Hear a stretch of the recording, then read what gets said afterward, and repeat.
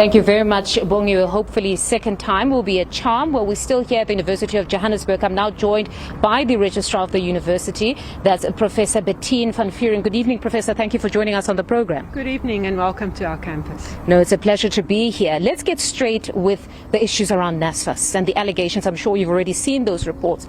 They went on to defend themselves and state that in most instances they would constantly be blamed for the issues pertaining to learners that would be financially blocked, but really at the heart of it is universities not being able to submit the registration data on time. And now you have students that they cannot pay, and unfortunately that becomes a crisis. They're left outside. We even saw a kiosk here where a number of students a bit earlier on could go and check if they are blocked. Just talk to us about these allegations and where exactly you stand as the University of Johannesburg on your registration data. Perfect. Thank you very much for that. So I think it is true that if we don't receive the lists of registered students from NSFAS in time, that it has a huge implication not only on the students but also of course on our enrollments.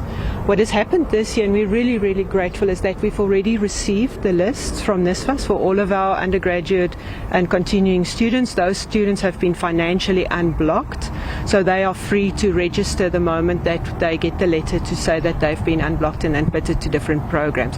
And I think because of that, and as I said, we must really say thank you to NSFAS for the work that they've done around this also, is that we are very far ahead of where we were in previous years in terms of our registrations.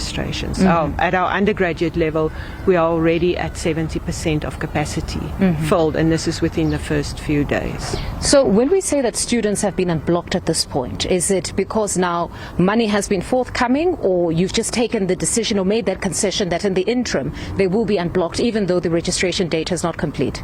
No, so what we have is we've got the lists of students that have applied with us that would qualify for NSFAS, and those students are then financially unblocked if they have either a provisionally or a waiting list or an admitted status. So when that status then changes and they are fully admitted into programs based on the selections, they can immediately register, and NSFAS funding will come later. So based on the list that NSFAS has shared, we can already unblock those students. And then when it comes to perhaps notification of some of the applicants' status, there have been a number of UJ students, or at least those that have applied, that have indicated that they haven't received any communication insofar as their status having applied here is concerned.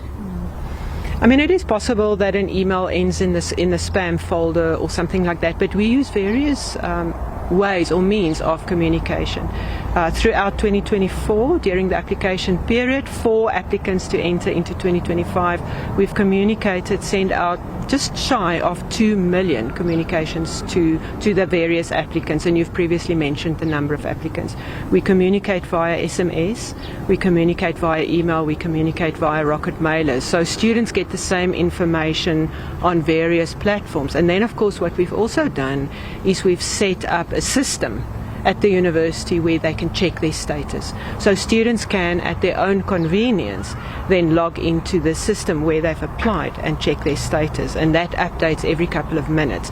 So the moment that a student is admitted, even if the communication has not reached them yet, they can immediately then register, because they would also be able to check it for themselves. We understand that you had extended the applications, at least for those late inquiries or registrations. You extended it until when?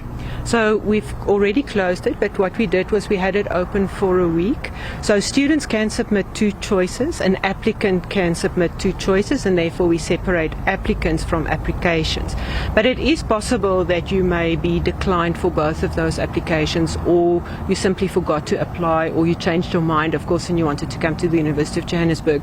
We had our MOBI, or our late inquiry, open for a number of programs, and students could then submit a second, a third or a fourth choice there, which we will then also take into consideration. So we do allow for that short period of about a week where students can apply, and we received in excess of 30,000 applications or inquiries from students on top of the 700,000 from before. Now, Professor, this is a question that I posed to the Vice-Chancellor around the use of technology. Most certainly it would be embraced, but there are still those that are quite uncomfortable with the fact that many people now, or parents, would have to make use of this online, even if perhaps they have the limitations insofar as technology is concerned. They might not have those smartphones. really, when it comes down to it, this is your area of competency. How do they also get the opportunity to come and apply for their children if they actually don't have that kind of technology that allows them to register or apply online? The vast majority, more than 99% of our applications are actually made online. But we do understand that it's not possible for everybody. So what we do is we do have an opportunity for paper-based applications. So students can still submit a paper-based application. If they get to the website, they can download that application and send it in to us. We have a call center which is open throughout the year, and of course now extended period, so they can also call the call center and they can get assistance there.